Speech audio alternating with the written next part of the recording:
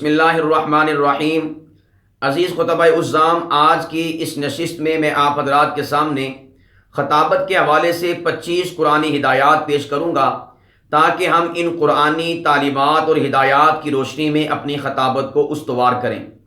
سب سے پہلی ہدایت قرآن کریم کی زبان اور خطابت کے حوالے سے ہے، وہ ہے سوچ سمجھ کر بولنا۔ سب سے پہلی ہدایت کیا ہے؟ سوچ سمجھ کر بولنا۔ اللہ پاک قرآن کریم میں فرماتے ہیں سورہ قاف آیت نمبر 18 میں، ما یلفظ من قول الا لدیہ رقیب عتید۔ فرمایا کہ اے انسان، جب بھی تو اپنے منہ سے کوئی لفظ نکالتا ہے، کوئی جملہ نکالتا ہے، کوئی بات کرتا ہے، تو فرمایا کہ ایک نگہبان ہماری طرف سے مقرر ہوتا ہے جو آپ کی اس بات کو، اس جملے کو، اس لفظ کو لکھ لیتا ہے۔ عزیز خطبہ عزام، اگر ہم نے کوئی ایسی بات کہی جو شریعت مطہرہ کے مطابق نہ ہوئی، اللہ کی چاہت کے مطابق نہ ہوئی، تو پھر ہمارا وہ لفظ ادھر بھی لکھا جائے گا اللہ رب العالمین کی بارگاہ میں۔ اور اس کے ساتھ ساتھ اگر ہم دنیاوی لحاظ سے دیکھیں تو آج کے دور میں بہت سارے نگہبان، بہت سارے محافظ وہ ہماری مجالس اور محافل کے اندر موجود ہوتے ہیں جو ہمارے ایک ایک لفظ کو نوٹ کر رہے ہوتے ہیں۔ اگر ہم نے کبھی اپنی ذات سے، اپنی اوقات سے بڑھ کر کوئی بات کہہ دی تو پھر ادھر بھی پکڑ کا سبب ہوگا، یعنی اللہ پاک کے پاس، اور اسی طرح آج کے دور میں ہمارے ہاں سرکاری پیشی بھی ہو سکتی ہے، اور اس حوالے سے ہمیں مستقبل کے حوالے سے مزید خطرات لاحق ہو سکتے ہیں۔ تو اس لیے ہمیشہ سوچ سمجھ کر بات کریں، اپنی ذات سے، اپنی اوقات سے بڑھ کر بات نہ کریں، اور سلجھی ہوئی بات کریں۔ اپنی زبان سے نکلنے والے الفاظ کو آپ تول کر نکالیں، بلا تولے آپ اپنی زبان سے کسی قسم کا لفظ نہ نکالیں۔ نمبر 2، صحیح اور سیدھی بات کہنا۔ یہ قرآنی ہدایت ہے خطابت کے حوالے سے کہ جب بھی آپ بات کریں صحیح کریں اور اسی طور پر سیدھی بات کریں، اس میں ٹیڑھ پن نہیں ہونا چاہیے اور غلط بات نہیں ہونی چاہیے۔ چنانچہ ارشاد باری تعالیٰ ہے سورہ احزاب آیت نمبر 70 میں، یا ایھا الذین آمنوا اتقوا اللہ وقولوا قولا سدیدا۔ فرمایا کہ اے اہل ایمان، اللہ سے ڈرو اور صحیح اور سیدھی بات کہو۔ تو ہم نے نمبر 1 تو اللہ پاک کی ذات سے ڈرنا ہے، خطابت کے حوالے سے، زبان کے حوالے سے، گفتگو کے حوالے سے۔ نمبر 2 بات، جب بھی بات کریں صحیح بات کریں، سیدھی بات کریں۔ خطابت کے اندر غلط بات کرنا، یہ چیز خطابت کے حوالے سے نہایت ہی مضر ہے، اس لیے کہ آپ کا ایک ایک لفظ قوم کی رہنمائی کا اور قوم کی گمراہی کا سبب بنتا ہے۔ صرف رہنمائی کا نہیں، گمراہی کا سبب بھی بنتا ہے۔ جب آپ غلط بات کہیں گے، غلط مسئلہ بیان کریں گے تو قوم جو ہے گمراہی کے اندر مبتلا ہو جائے گی۔ اس لیے صحیح بات کرنی ہے، غلط بات نہیں کرنی۔ نمبر 2، سیدھی بات کرنی ہے۔ آپ کی بات کے اندر ٹیڑھ پن نہیں ہونا چاہیے، آپ کی بات کے اندر ابہام نہیں ہونا چاہیے۔ دین کا مسئلہ بالکل وضاحت کے ساتھ، بالکل صراحت کے ساتھ، واضح لفظوں کے اندر، 2 ٹوک لفظوں کے اندر بیان کرنا ہے، اس میں کسی قسم کا ابہام آپ نے باقی نہیں رکھنا۔ نمبر 3، قرآنی ہدایت ہے اچھی بات کہنا، کہ جب بھی آپ خطابت کے میدان میں آئیں ویسی عام حالات میں بھی کرنی چاہیے، بالخصوص اس اسٹیج پہ آ کر آپ نے ہمیشہ اپنی زبان سے اچھی بات کہنی ہے، گالم گلوچ کے اوپر مبنی جملہ نہیں کہنا، اور اس کے علاوہ کسی کی توہین اور تذلیل کے اوپر مبنی آپ نے کوئی جملہ اپنی زبان سے نہیں نکالنا۔ سورہ بقرہ آیت نمبر 83 میں اللہ سبحانہ و تعالیٰ فرماتے ہیں، وَقُولُوا لِلنَّاسِ حُسْنًا۔ فرمایا کہ جب لوگوں سے بات کہو اور لوگوں سے بات کرو تو فرمایا کہ اچھی بات کرو۔ تو اس لیے خطبہ عزام ہم نے اچھی بات لوگوں سے کرنی ہے، بیہودہ اور اسی طور پر گھٹیا قسم کی بات لوگوں سے ہم نے نہیں کرنی۔ نمبر 4، جب آپ واعظ کریں، واعظ سے مراد یہ ہے کہ نصیحت کر رہے ہوں، اس موقع پر آپ نے شائستگی اور نرمی کا دامن اپنے ہاتھ سے نہیں چھوڑنا۔ چنانچہ اللہ رب العالمین نے جب حضرت موسیٰ کو اور حضرت ہارون کو، ان دونوں پیغمبروں کو جب فرعون کے پاس بھیجا نصیحت کے لیے، واعظ کے لیے، تو اس موقع پر ارشاد فرمایا، سورہ طٰہٰ آیت نمبر 44 میں ہے، وَقُولَا لَهُ قَوْلًا لَيِّنًا۔ فرمایا کہ اے میرے دونوں پیغمبروں، جب آپ اس کے پاس جانا تو دونوں تم اس کے ساتھ نرمی کے ساتھ اور شائستگی کے ساتھ بات کرنا، سخت لہجے کے ساتھ آپ نے بات نہیں کرنی۔ تو جب آپ نصیحت کریں، واعظ کریں، تو پھر آپ نے شائستگی کے ساتھ، نرمی کے ساتھ، سلجھے ہوئے لہجے کے اندر، سنجیدہ انداز کے اندر، پیار اور محبت کے ساتھ آپ نے گفتگو کرنی ہے۔ آپ کے لہجے کے اندر سختی اور کرختی نہیں ہونی چاہیے۔ نمبر 5، دین کی دعوت حکمت کے ساتھ دینا۔ یہ بہت بڑا اصول اللہ پاک کی ذات نے بیان کیا ہے۔ یہ نہیں کہ آپ نے کوئی موقع محل دیکھے بنا جو ہے اب وہاں پر دین کی بات کر دینی ہے، یا جو آپ کے ذہن میں بات آئی آپ نے کر دینی ہے۔ صحیح بخاری کے اندر حضرت علی رضی اللہ عنہ فرماتے ہیں کہ لوگوں کی سمجھ بوجھ کے مطابق آپ گفتگو کیا کرو۔ کیا آپ لوگ یہ چاہتے ہیں کہ کوئی شخص جو ہے اللہ اللہ کے رسول کو جھٹلا دے؟ بس اوقات ایسا ہوتا ہے کہ مجمع اس قسم کا ہوتا ہے کہ جو ہم بات کرنے والے ہیں اس مجمع کی ذہنی سطح اس بات کو قبول کرنے کی ہوتی نہیں ہے۔ تو اس لیے ہمیشہ دین کی دعوت حکمت کے ساتھ دینی ہے، بصیرت کے ساتھ دینی ہے۔ بے بصیرتیں بن کر اور بے حکمتیں بن کر آپ نے دعوت نہیں دینی۔ موقع محال دیکھیں کون سا موقع محال ہے، یہ بات کہنے کی ہے یا نہیں ہے، یہ انداز، یہ گفتار میری اس کے مطابق ہے یا نہیں ہے۔ ان تمام چیزوں کو مد نظر رکھ کر آپ نے بصیرت اور حکمت کے ساتھ دین کی دعوت کو پیش کرنا ہے۔ اور اس کا حکم اللہ پاک نے سورہ نحل آیت نمبر 125 میں ارشاد فرمایا، ادعو الی سبیل ربک بالحکمہ، فرمایا کہ اللہ کے راستے کی طرف بلائیں لیکن بالحکمہ، حکمت کے ساتھ، بصیرت کے ساتھ، دانائی کے ساتھ۔ تو یہ چیز بڑی اہم ہے۔ ہم لوگ جو ہیں اس چیز کا پاس و لحاظ نہیں رکھتے کہ یہ شادی کا موقع ہے یا پھر فوتگی کا موقع ہے، جمعے کا بیان ہے یا جلسہ ہے، ریلی ہے، دھرنا ہے، کیا چیز ہے، ہمیں ان چیزوں کا خیال نہیں ہوتا۔ بس ہمارے ذہن میں جو بات آتی ہے ہم بے بصیرتیں بن کر وہ عوام کے سامنے پیش کر دیتے ہیں، منہ سے نکال دیتے ہیں، جس کے بہت زیادہ جو ہے غلط رزلٹ اور نتائج سامنے آتے ہیں۔ تو اس لیے ہمیشہ دین کی دعوت دیں، سوچ سمجھ کر دیں اور حکمت کے ساتھ دیں، بصیرت کے ساتھ دیں، دانائی کے ساتھ دیں۔ بے بصیرتیں بن کر دین کی دعوت کو لوگوں کے سامنے پیش نہ کریں۔ نمبر 6، ناصحانہ کلام عمدہ اور خوبصورت انداز میں کرنا۔ ناصحانہ کلام سے مراد نصیحت پر مشتمل کلام ہے، جس کو واعظ کہا جاتا ہے فن خطابت میں۔ تو آپ نے جب بھی یہ کلام کرنا ہے، نصیحت کے اوپر مشتمل گفتگو اور کلام کرنا ہے، تو وہ آپ عمدہ انداز کے اندر احسن طریقے سے، اچھے طریقے سے آپ نے کرنا ہے۔ چنانچہ اللہ پاک فرماتے ہیں سورہ نحل آیت نمبر 125 میں، وَالْمَوْعِظَةِ الْحَسَنَةِ، فرمایا کہ واعظ کیجئے، آپ نصیحت کے اوپر مشتمل کلام کیجئے لیکن الحسنہ، خوبصورت انداز کے اندر کیجئے، اچھے انداز کے اندر کیجئے۔ لہذا جب بھی آپ واعظ کرنے کے لیے بیٹھیں، اچھی اور خوبصورت انداز کے اندر آپ واعظ کریں کہ لوگوں کو آپ کی باتوں کا لطف محسوس ہو، وہ آپ کی بات کو قبول کریں، وہ آپ کی بات کو سننا چاہیں۔ اسی طور پر نمبر 7، نصیحت قرآن کریم کی کہ مدللانہ کلام، یعنی دلائل پر مبنی گفتگو جو آپ نے کرنی ہے، اس میں بھی آپ کا انداز خوبصورت ہونا چاہیے۔ یہ نہ ہو کہ آپ جو ہیں اپنے مخالفین کو جب دلائل دے رہے ہوں تو اس موقع پر توہین کا پہلو آپ لے آئیں، تذلیل اور تنقیص کا پہلو لے کر آئیں۔ ایسا نہیں کرنا چاہیے، بلکہ آپ جب دلائل کے ساتھ گفتگو کر رہے ہوں تو تب بھی آپ کا انداز خوبصورت ہونا چاہیے، آپ کا انداز عمدہ ہونا چاہیے، آپ کا انداز اچھا ہونا چاہیے۔ اس میں کسی قسم کی گراوٹ، تذلیل، توہین اور تقصیر موجود نہ ہو، بلکہ اس کے اندر بھی ایک سلجھا ہوا لہجہ ہونا چاہیے۔ اللہ رب العالمین سورہ نحل 125 میں فرماتے ہیں، وَجَادِلْهُمْ بِالَّتِي هِيَ أَحْسَنُ، کہ جب آپ دلائل پر مبنی گفتگو کریں تو اس موقع پر ہی یا احسن، وہ آپ کا انداز، آپ کے دلائل احسن شکل اختیار کر جائیں، خوبصورتی اور عمدگی کا لبادہ اوڑھ کر اور پیراہن پہن کر جو ہے وہ آپ کی زبان سے نکلنے چاہیے، اس میں کسی قسم کی توہین، تذلیل اور تقصیر نہیں ہونی چاہیے۔ نمبر 8، قرآن کریم کی خطابت کے حوالے سے ہدایت ہے کہ سامعین کی زبان میں کلام کرنا۔ یہ بڑی اہم بات ہے۔ اگر سامعین پنجابی سمجھتے ہیں تو آپ پنجابی میں بیان کریں، اگر اردو سمجھتے ہیں تو اردو میں بیان کریں، پشتو سمجھتے ہیں تو پشتو میں کریں۔ اب دیکھیں یہ تو بڑے اچنبے کی بات ہوگی کہ آپ کے سامنے سارا مجمع اردو بیٹھا ہوا ہے تو آپ ان کے سامنے پشتو میں بیان کرنا شروع کر دیں، یا پشتو والے بیٹھے ہوئے ہیں تو آپ ان کے سامنے اردو والا بیان شروع کر دیں، تو ان بیچاروں کو کیا سمجھ آئے گی؟ آپ نے کون سا اپنے اشارے ان کو دکھانے ہیں، یا آپ نے کون سا انہیں جو ہے اپنی باڈی دکھانی ہے، یا اپنے ہلتے ہوئے لب دکھانے ہیں؟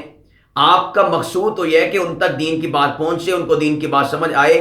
جب آپ کی وہ زبان سے واقف نہیں ہیں تو پھر آپ کی بات کو وہ کیسے سمجھ پائیں گے؟ تو اس لیے ہمیشہ جس مجمع میں گفتگو کریں تو آپ اس مجمع کی زبان میں گفتگو کریں۔ اگر بالفرض آپ کو وہ زبان نہیں آتی تو پھر نہ کریں، یا پھر آپ کے پاس کوئی ترجمان ہونا چاہیے جو آپ کی باتوں کی ان کے سامنے وضاحت کر سکے، آپ کی باتوں کے ٹرانسلیشن کر سکے، اس کا ترجمہ کر سکے ان لوگوں کی زبان کے اندر۔ چنانچہ اللہ سبحانہ و تعالیٰ فرماتے ہیں سورہ ابراہیم آیت نمبر 4 میں، وَمَا أَرْسَلْنَا مِن رَّسُولٍ إِلَّا بِلِسَانِ قَوْمِهِ لِيُبَيِّنَ لَهُمْ، فرمایا کہ ہم نے کوئی بھی رسول نہیں بھیجا ان لوگوں کی، اس قوم کی، ان لوگوں کی زبان کے علاوہ۔ یعنی جب بھی ہم نے کسی قوم کے اندر کوئی رسول، کوئی پیغمبر بھیجا ہے تو ہمیشہ اس قوم اس سوسائٹی اور معاشرے کی زبان والا رسول بھیجا ہے. یہ نہیں کہ قوم عربی ہو اللہ پاک کی ذات نے کوئی عبرانی رسول بھیج دیا ہو، قوم عبرانی ہو اللہ رب العالمین نے کوئی عربی رسول بھیج دیا ہو. ایسا نہیں، قوم کی زبان میں رسول کو بھیجا ہے، اس لیے کہ رسول کا مقصد کیا ہوتا ہے؟ قوم کو رہنمائی فراہم کرنا. جب قوم کے لوگ اپنے رہنما کی زبان کو نہ سمجھتے ہوں گے تو وہ رہنمائی کیسے حاصل کریں گے؟ اللہ پاک فرماتے ہیں، یہ جو اللہ رب العالمین نے بات ارشاد فرمائی کہ اس قوم کی زبان میں بھیجا ہے ہم نے، فرمایا اس کی وجہ کیا ہے، ریزن کیا ہے؟ فرمایا لِيُبَيِّنَ لَهُمْ، تاکہ وہ ان کے سامنے وضاحت اور صراحت کر سکے، بات کو کھول کے بیان کر سکے. تو اس لیے ہمیشہ جس مجمع میں آپ جائیں اس مجمع کی زبان میں آپ نے گفتگو کرنی ہے. اور نمبر 9، بعض لوگ ہمارے جو ہیں وہ کہتے ہیں بھی پنجابی جو مجمع ہوتا ہے، دیہاتی مجمع ہوتا ہے، اس میں انگلش الفاظ بولنا شروع کر دیتے ہیں. آپ یہ دیکھیں کہ یہ پڑھا لکھا مجمع ہے یا بیچارے جٹ زمیندار ہیں جو ابھی کھیتوں سے واپس آئے ہیں؟ کس قسم کا مجمع ہے؟ عجیب و غریب قسم کی استعارات، تشبیہات اور موٹے قسم کے الفاظ، پرشکو الفاظ بولنا شروع کر دیتے ہیں. ان بیچارے جٹ زمینداروں کو کیا خبر کہ یہ اس قسم کے الفاظ کیا ہوتے ہیں، ان کا معنی کیا ہے، ان کا مطلب مفہوم کیا ہے. ہمیشہ لوگوں کی زبان میں آپ نے گفتگو کرنی ہے، مجمع دیکھ کر گفتگو کرنی ہے. پڑھے لکھے لوگ بیٹھے ہوئے ہیں، جٹ زمیندار بیٹھے ہوئے ہیں، دیہاتی بیٹھے ہوئے ہیں، میری بات اردو میں سمجھنا چاہیں گے، پنجابی میں ان کو سمجھ آئے گی، انگلش الفاظ کے استعمال کو کروں تب سمجھ آئے گی. اسی طور پر ہم اصطلاحات بول دیتے ہیں، عربک زبان کی اصطلاحات ہیں، فقہ کی اصطلاحات ہیں. آپ یہ دیکھیں کہ آپ کی اس بولی ہوئی اصطلاح کو وہ مجمع سمجھتا بھی ہے کہ نہیں سمجھتا. تو اس لیے ہمیشہ مجمع کی زبان میں آپ نے گفتگو کرنی ہے. اس کو یوں سمجھ لیجئے کہ آپ نے اپنی زبان میں گفتگو نہیں کرنی. آپ کا علمی معیار بہت بلند ہوگا، آپ کا اردو ادب بہت بلند ہوگا، آپ کو عربی ادب کے اوپر کہہ لیں کہ ملکہ حاصل ہوگا، آپ کو انگلش کے اوپر ملکہ حاصل ہوگا. آپ نے اپنی زبان میں گفتگو نہیں کرنی، مجمع کی زبان میں گفتگو کرنی ہے. یہ میں نے پوائنٹ آپ کے سامنے جو ہے آخری رکھ دیا. اپنی زبان کے اندر گفتگو نہ کیجئے، مجمع کی زبان میں گفتگو کیجئے، اس لیے کہ آپ تو سمجھے ہوئے ہیں، آپ کو تو علم ہے، آپ کو تو پتہ ہے. اصل بات ہے مجمع کو سمجھانا. تو ہمیشہ مجمع کی زبان میں گفتگو کرنی چاہیے. نمبر 9، فصیح و بلیغ کلام کرنا. سورہ نساء آیت نمبر 63 میں ارشاد باری تعالیٰ ہے وَقُلْ لَهُمْ فِي أَنفُسِهِمْ قَوْلًا بَلِيغًا.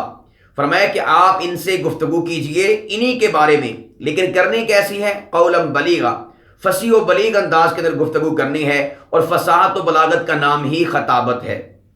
اور یہاں پر یہ بات یاد رکھیں، آپ بھی کہیں گے کہ ابھی تو ماقبل میں اصول بتایا کہ مجمع کی زبان میں گفتگو کرنی ہے، جب ہم فصیح و بلیغ گفتگو کریں گے مجمع کو سمجھ نہیں آئے گی، یعنی جٹ زمیندار جو بیچارے نہیں سمجھتے.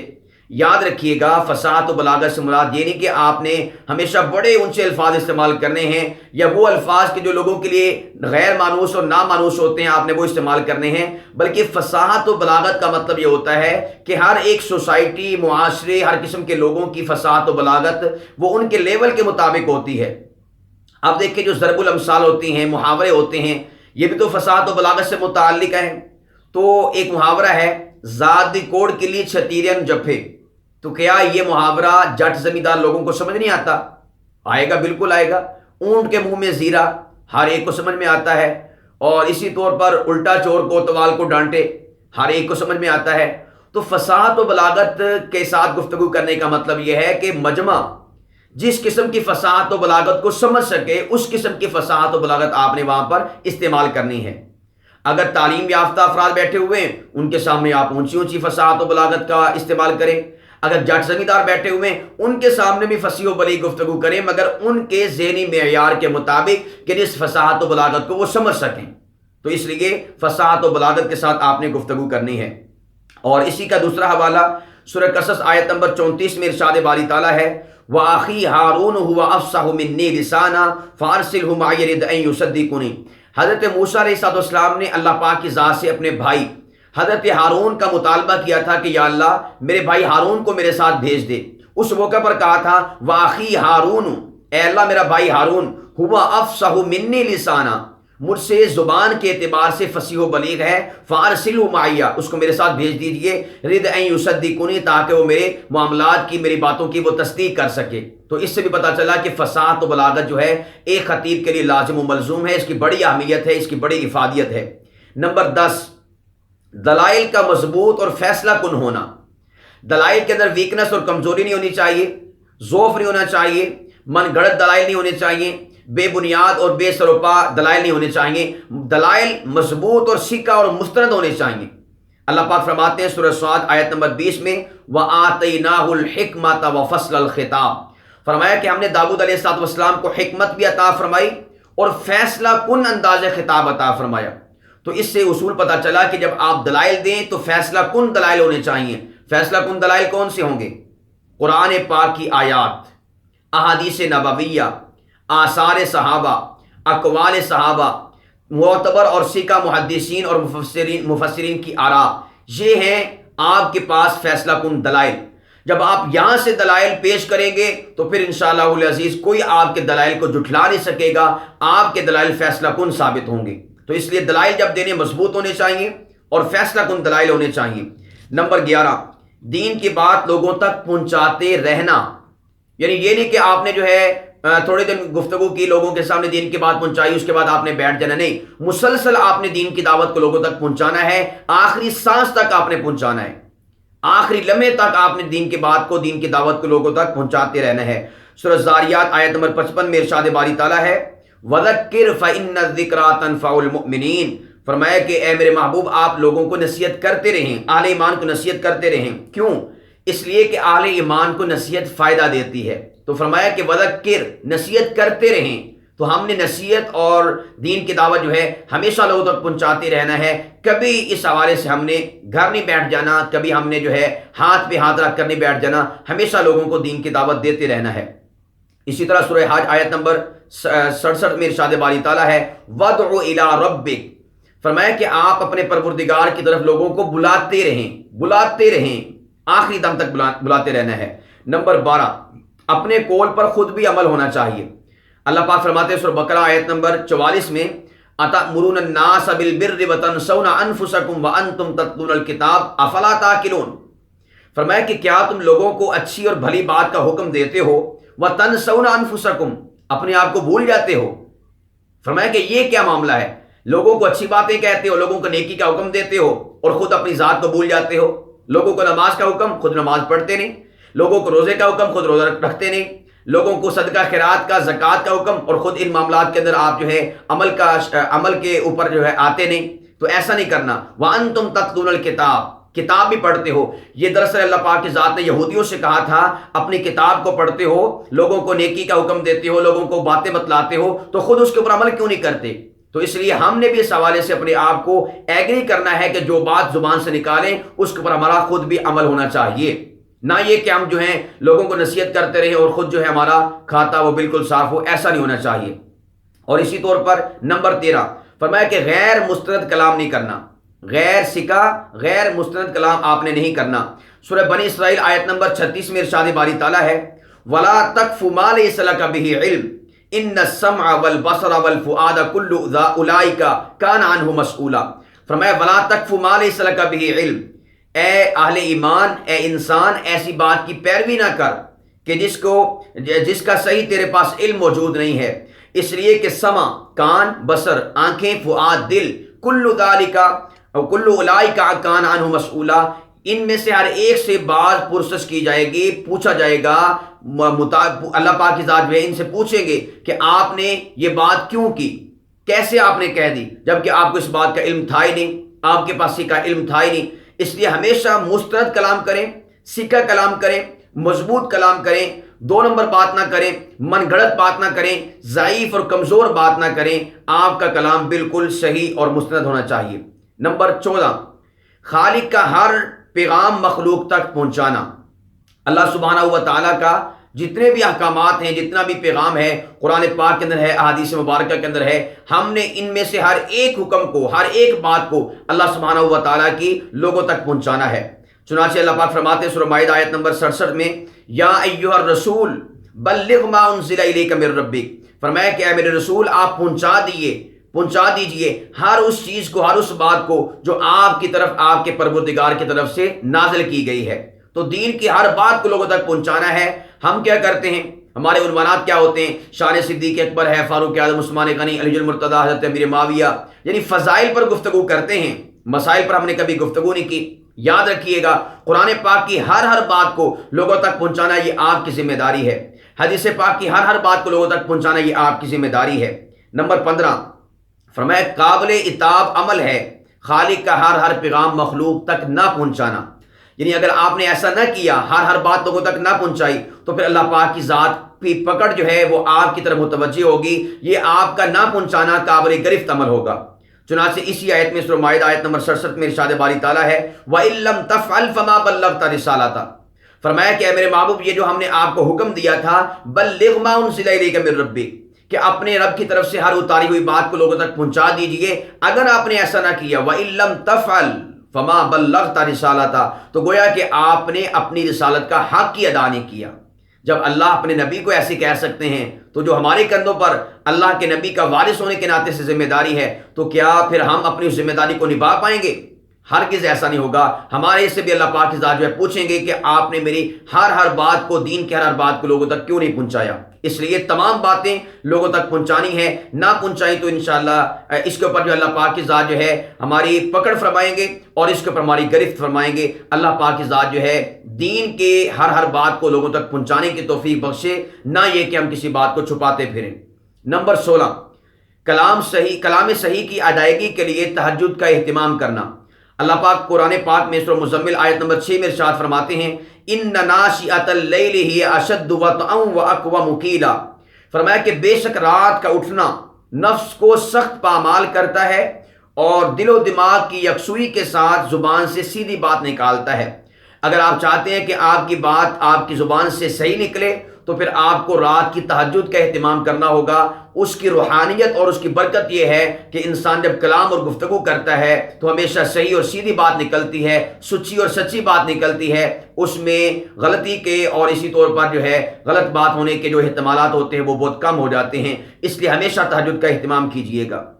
نمبر 17 فرمایا کہ جاہل سے پالا پڑ جائے تو عمدگی کے ساتھ اعراض کرنا، یعنی اگر مجمع میں سے کوئی ایسا ہوتا ہے بیچارہ جاہل ہوتا ہے، وہ کھڑے ہو کے گفتگو کرنا شروع کر دیتا ہے، اعتراض کرنا شروع کر دیتا ہے، تو اب آپ نے اس کے پیچھے نہیں پڑ جانا، عمدگی کے ساتھ، اچھائی کے ساتھ آپ نے اس سے اعراض کرنا ہے۔ سورہ فرقان آیت نمبر 63 میں ارشاد باری تعالیٰ ہے وَإِذَا خَاطَبَهُمُ الْجَاهِلُونَ قَالُوا سَلَامًا، فرمایا کہ جب اہل ایمان عباد الرحمن کون ہیں کہ جب ان کا پالا پڑتا ہے ناپسندیدہ بات کے حوالے سے اکھڑ مزاج لوگوں کے ساتھ، تو اس موقع پر قالوا سلاما، تو وہ سلام کہتے ہوئے الگ ہو جاتے ہیں۔ سلام کہنے کا مطلب یہ نہیں کہ آپ نے کہنا جی السلام علیکم آپ بیٹھ جائیں، نہیں، مطلب یہ ہے کہ سلامتی کے ساتھ، اچھائی کے ساتھ کوئی نہ کوئی اچھا طریقہ نکال کر جو ہے ان کے ساتھ منہ ماری نہیں کرتے بلکہ الگ ہو جاتے ہیں، دور ہو جاتے ہیں۔ تو اس لیے اکھڑ مزاج لوگ، جاہل لوگ اگر ان سے پالا پڑ جائے تو ہمیشہ عمدگی کے ساتھ آپ نے اعراض کرنا ہے، ان سے صرف نظر کرنا ہے۔ نمبر 18 جو کام نہیں کر سکتے اس کا دعویٰ نہیں کرنا۔ ہم لوگ کیا کرتے ہیں، بڑی بڑی بڑکے مارتے ہیں، بڑی بڑی ہم للکاریں مارتے ہیں اور اس قسم کی باتیں کرتے ہیں۔ اگر آپ میں وہ کیپیسٹی اور طاقت ہے، اگر آپ میں وہ صلاحیت ہے تو پھر تو آپ اتنی بڑی بڑک اور للکار ماریں، اگر نہیں ہے تو پھر آپ اپنی زبان کو قابو میں رکھیں، اس قسم کی للکار نہ ماریں ورنہ پھر آپ خود للکارے جائیں گے، ٹھیک ہے۔ اور اس کا حکم اللہ پاک نے فرمایا سورہ صف آیت نمبر 2 اور 3 کے اندر یا ایھا الذین آمنوا لم تقولون ما لا تفعلون، اللہ پاک فرماتے ہیں اے اہل ایمان وہ بات بطور دعویٰ اپنی زبان سے کہتے کیوں ہو جو تم کر نہیں سکتے۔ کبر مقتا عند اللہ ان تقولوا ما لا تفعلون، فرمایا کہ تمہارے ہاں تو یہ للکار ہوگی، یہ خطیبانہ بھڑک ہوگی، لیکن اللہ پاک فرماتے ہیں کبر مقتا عند اللہ، یہ بات اللہ تعالیٰ کے نزدیک بہت بڑی بات ہے، بہت بڑی بات ہے کہ آپ ایسی بات بطور دعویٰ اپنی زبان سے نکالیں کہ جس کے اوپر آپ کا عمل نہیں ہے۔ تو اس لیے جو کام نہیں کر سکتے اس کا دعویٰ نہیں کرنا۔ نمبر 19 خطیب کی ذمہ داری صرف پیغام پہنچانا ہے۔ ہم یہ سمجھتے ہیں کہ شاید پیغام منوانا ہماری ذمہ داری ہے، یاد رکھیے گا پیغام خداوندی منوانا ہماری ذمہ داری نہیں، پیغام خداوندی کو پہنچانا ہماری ذمہ داری ہے۔ چنانچہ اللہ پاک فرماتے ہیں سورہ شورى آیت نمبر 48 میں ان علیک الا البلاغ، فرمایا کہ میرے محبوب آپ کی ذمہ داری صرف پیغام کو پہنچانا ہے، منوانا نہیں ہے۔ تو اس لیے آپ ڈنکے کی چوٹ پر دین کی دعوت کو پہنچائیں، پہنچانے کے بعد معاملہ اللہ کے سپرد کر دیں، لوگ مانتے ہیں یا نہیں مانتے اللہ جانے اور لوگوں کا معاملہ ہو، آپ کی ذمہ داری یہ والی نہیں ہے۔ اور اسی طرح نمبر 20 خطابت سے دنیا نہ کمانا۔ آج کل جو ہے بعض لوگوں نے خطباء نے اپنا خطابت کو یہ دنیا اور تجارت کے طور پر جو رکھا ہوا ہے، دنیا کمانے کا ذریعہ ہے، پیسوں کے آنے کا ذریعہ ہے۔ یاد رکھیے گا، اگر آپ ایسی خطابت کریں گے دنیا کمانے والی، آپ کی نیت ہوئی کہ مجھے پیسے ملیں گے، یہ ہوگا وہ ہوگا، شہرت ہوگی، فلاں فلاں ساری کی ساری چیزیں، آخرت کے اندر بھی آپ کی پکڑ ہوگی اور آپ کے ان لفظوں کی کوئی تاثیر نہیں ہوگی، آپ کی اس خطابت کا کوئی فائدہ نہیں ہوگا، بلکہ اللہ رب العالمین کے ہاں پکڑ کا سبب بنے گا۔ اور اسی طور پر دیندار جو داعی ہیں، اللہ والے ہیں، ان کے لیے بھی بدنامی کا سبب بنیں گے آپ لوگ، اگر آپ دنیا کمانے کے لیے خطابت کرتے ہیں۔ اللہ پاک فرماتے ہیں سورہ فرقان آیت نمبر 57 میں، قُلْ مَا أَسْأَلُكُمْ عَلَيْهِ مِنْ أَجْرٍ، اے میرے محبوب آپ ارشاد فرما دیں کہ میں دعوت و تبلیغ کی جو گفتگو ہے، محنت ہے، اس کے اوپر تم سے کوئی اجر نہیں طلب کرتا۔ اللہ کے نبی علیہ السلام نے اس بات کو واضح کر دیا کہ اس نہج کے اوپر جب آپ نے چلنا ہے تو پھر اپنے آپ کو آپ نے ان تمام تر معاوضات سے اور ان چیزوں سے اپنے آپ کو بچا کے رکھنا ہے۔ دین کی دعوت خالصتاً آپ نے دینی ہے۔ اس موقع پر آپ سے تو یہی التماس ہے کہ آپ پیسے طے نہ کیا کریں، پیسے مانگا نہ کریں، نیت نہ رکھا کریں کہ مجھے پیسے ملیں گے، میرے پاس دولت آئے گی۔ اور اس موقع پر جو دوسرے لوگ ہیں، بلانے والے انتظامیہ ہیں، ان سے کہوں گا کہ یہ دین کی دعوت دینے والے خطباء اور علماء یہ اپنا سفر کر کے آتے ہیں، وقت نکال کے آتے ہیں، سو ان کی ذمہ داریاں ہوتی ہیں، سو ان کے مسائل ہوتے ہیں۔ آپ لوگوں کی ذمہ داری ہے بلانے والوں کی کہ ان کو اتنا دے دیا کریں تاکہ ان کے جو تمام تر مسائل ہیں جن کو بیچارے چھوڑ کر آئے ہوئے ہوتے ہیں، اس حوالے سے انہیں ٹینشن اور پرابلم نہ ہو۔ تو علماء کی خدمت کرنا، خطباء کی خدمت کرنا ویسے بھی ثواب کا کام ہے، نیک لوگوں کی خدمت کرنا۔ تو اس لیے آپ جو ہیں اچھے خاصے ان کی پیسے دیا کریں، اچھی خاصی ان کی خدمت کیا کریں، لیکن خطباء عظام سے گزارش ہے کہ وہ اس کی نیت بھی نہ رکھا کریں اور اس کے ساتھ ساتھ جو ہے پیسے طے بھی نہ کیا کریں۔ نمبر 21، کتمان حق اور اختلاط حق کو باطل سے بچنا، یعنی آپ نے حق بات کو چھپانا بھی نہیں ہے اور حق اور باطل بات کو آپ نے مکس بھی نہیں کرنا، بلکہ حق بات کو ڈنکے کی چوٹ پر بیان کرنا ہے اور حق بات کو باطل بات سے آپ نے جدا رکھنا ہے۔ سورہ بقرہ آیت نمبر 42 میں ارشاد باری تعالیٰ ہے، وَلَا تَلْبِسُوا الْحَقَّ بِالْبَاطِلِ وَتَكْتُمُوا الْحَقَّ وَأَنْتُمْ تَعْلَمُونَ، فرمایا کہ حق کی آمیزش باطل کے ساتھ نہ کرو اور نہ ہی حق کو جان بوجھ کر چھپاؤ۔ تو اس لیے ہمیشہ کھری اور سچی بات کریں، حق بات کریں، حق بات کو چھپائے نہ، اور حق اور باطل کا آپس میں التباس بنا لازم آنے دیں، بلکہ آپ حق اور باطل کے درمیان تفریق کریں، نہ یہ کہ آپ اس کے اندر تلبیس کر دیں، اس کی ملابست اختیار کر دیں۔ نمبر 22، خطابت صرف اصلاح کے لیے کرنا۔ بس اوقات ہم ٹیچر کے لیے کرتے ہیں، بس اوقات ہم جو ہیں کسی کو چھیڑنے کے لیے کوئی جملہ بیچ میں استعمال کر دیتے ہیں، کسی پر ذاتی طور پر ہم اس کو جو ہے ہائی لائٹ کرنے کے لیے یا اسی طور پر اس کے اوپر کیچڑ اچھالنے کے لیے ہم خطابت کرتے ہیں۔ یاد رکھیے گا ایسی خطابت کا کوئی فائدہ نہیں، قیامت کے دن آپ جواب دہ ہوں گے، حقوق العباد کی حق تلفی ہوگی، حقوق اللہ کی بھی حق تلفی ہوگی۔ اس لیے ہمیشہ خطابت صرف اصلاح کی نگاہ سے کریں۔ اللہ پاک فرماتے ہیں سورہ ہود ہے آیت نمبر 88 میں، ان ارید الا الاصلاح ما استطعت۔ حضرت شعیب علیہ السلام فرمایا کرتے تھے اپنی قوم سے، اے میری قوم کے لوگوں، ان ارید الا الاصلاح ما استطعت، میرا ارادہ قطعاً کوئی اور نہیں ہے سوائے اصلاح کے۔ آپ کی اصلاح مقصود ہے، آپ کی میں بہتری چاہتا ہوں، جس کے لیے میں خطابت کرتا ہوں، جس کے لیے دعوت دیتا ہوں، جس کے لیے میں داعی ہوں۔ تو اس لیے ہمیشہ خطابت اصلاح کے لیے کرنی ہے، اپنا غصہ نکالنے کے لیے، اپنی بھڑاس نکالنے کے لیے آپ نے خطابت نہیں کرنی۔